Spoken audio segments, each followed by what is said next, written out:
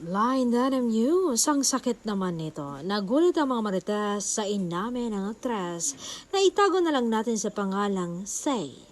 Ito ang ikinagulat ng mga marites. Alam nyo bang hindi tanggap talaga ng pamilya ni aktor ang aktres?